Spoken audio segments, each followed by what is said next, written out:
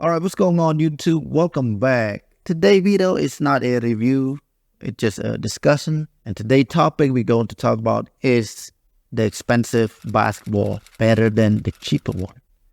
And the short answer is no. All right, so if that's all you guys want to hear, thanks you guys for watching.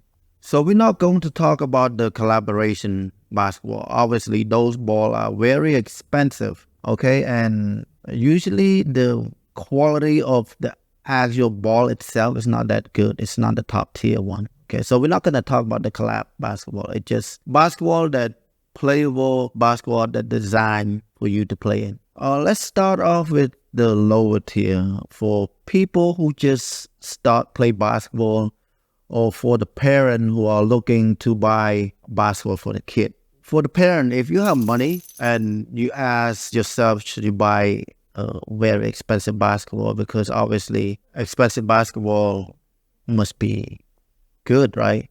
And the answer is no. You don't want to buy the NBA ball or the Olympic ball for your kids. Let me put it into a perspective for you. So you would not want to buy a Formula One racing car for your kid who just got the driver license, right? It's not a good idea. It's just not. Even you, like the experienced driver, you would not want to use the Formula One to drive on the street every day, like for your everyday use. It just doesn't make sense. Formula One's for racing, right? And they're expensive. So go back to the basketball, same concept.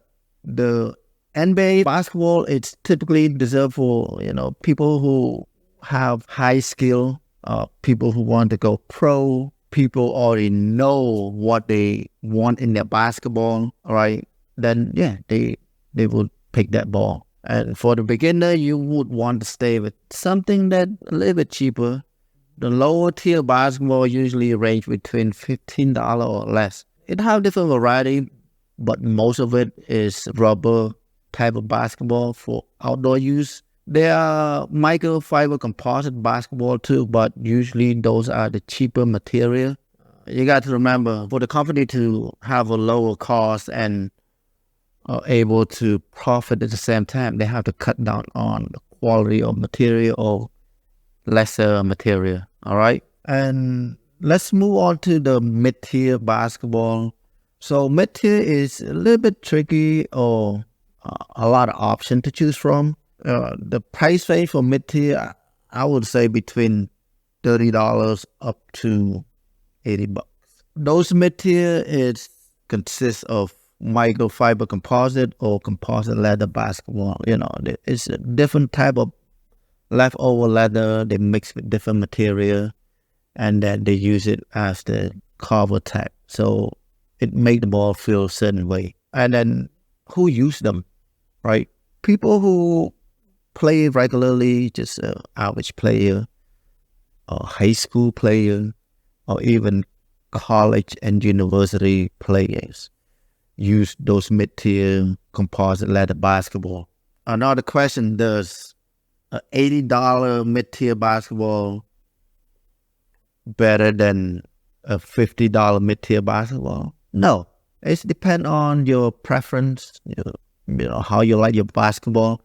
Before you even know what kind of ball you like, you need to test it out, or play with different type of ball and keep your mind open, because price point doesn't indicate the quality of the ball or the performance of the ball. All right, $80 basketball doesn't mean that it have much better quality than the $50 mid-range basketball. All right, so it's a matter of preference, brand loyalty, right? For example, people who live in the US, they love Wilson Evolution, right? Most of the gym you go to, you will see people playing with Wilson Evolution. But in the other hand, people who live overseas, other country beside US, they love Molten, right? Molten GG7X or different type of Molten. And then if you let them try the Wilson Evolution, they're not liking it. They say it feels weird. Vice versa.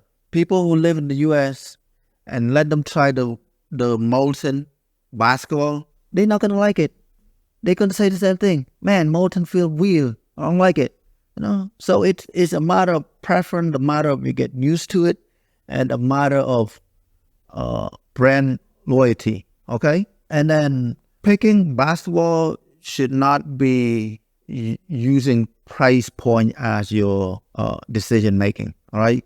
The only time when price point come to your decision making is if you have budget or you only want to spend a certain amount of money on the basketball. Yeah, then I understand.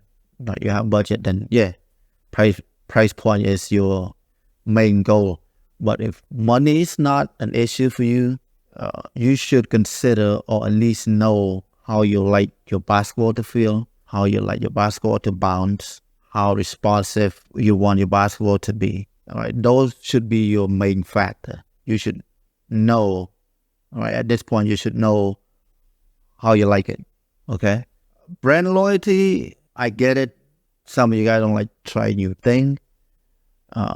You want to stick with something you get used to, something you're familiar with. It's all good. But, you should keep your option open so you know what's good out there. It's like, man, I'm eating McDonald's every day because I know McDonald's is good, right? But then you got all the option out there. You got Whitney, you got Five Guys, you got In-N-Out, right? Or what's the other one? Habit Burger. Whatever other burgers you want out there. So you want to try something else to know if McDonald's is truly the best, right? Same thing with basketball. You want to try different type of basketball so that way you know whatever you like is truly the best that fit your liking, okay? And the next tier would be the top tier, which is full leather basketball or full grain leather basketball. Those balls typically designed for a higher level or pro player like the NBA or the FIBA or people who play the Olympic. Then, yeah, they use those basketball. And leather basketball should be used only for indoor, okay? You can use it outdoor, but you're going to destroy it. The material to make full leather basketball is not designed to withstand the harder surface for outdoor use.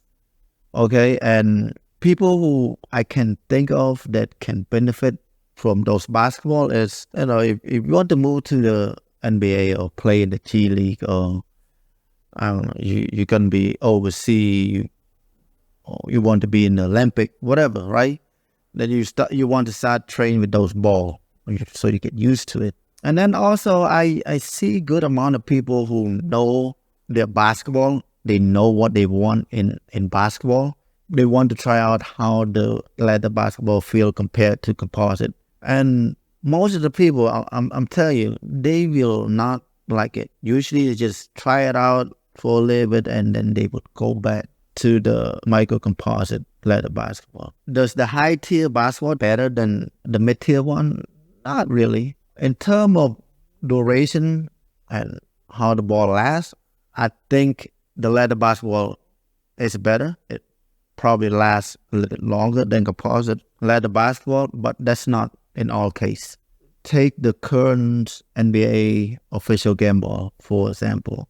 The ball is the most expensive one in terms of design to play in. It's $200.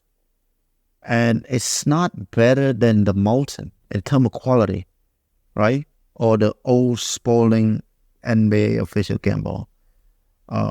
Those two balls have better quality. It lasts longer. And it's cheaper. Versus $200 one, you would thought it has better quality. But it's not. If you play a lot, the ball won't even last a season. It start to have a bad wear and tear and basically start falling apart.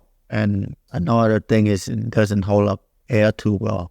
Versus the other two that I mentioned have a better quality in terms of material. It lasts longer and hold up air better. Okay, and it's cheaper. So again, it's like if you want the latest, greatest, right?